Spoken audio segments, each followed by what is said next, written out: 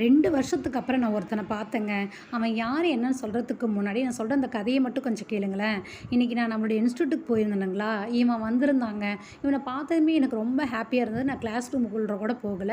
அ இவனுக்கும் என்னைய பார்த்ததுமே ரொம்ப ஹேப்பி வாலாட்டி நின்னுட்டுருந்தான். இவன் கூட கொஞ்சம் நேரம் பேசிட்டு இருந்தேன்.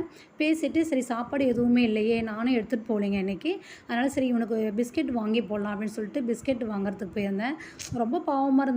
பாருங்க வயிறுலாம் ரொம்ப ஒட்டி போயி, ரொம்ப பார்க்க கஷ்டமா இருந்ததுங்க. என்னங்க பண்றது? சொல்லுவாங்களே, அ அதாவது நாயின்னு சொல்லக்கூடாது.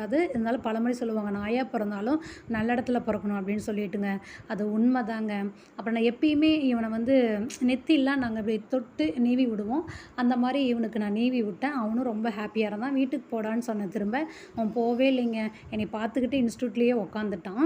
அ இதிலருந்து நான் ஒருத்தன பார்த்தேன் அப்படின்னு சொன்னேன் இல்லைங்களா? அது யாரும் இல்லைங்க. இவன் தாங்க.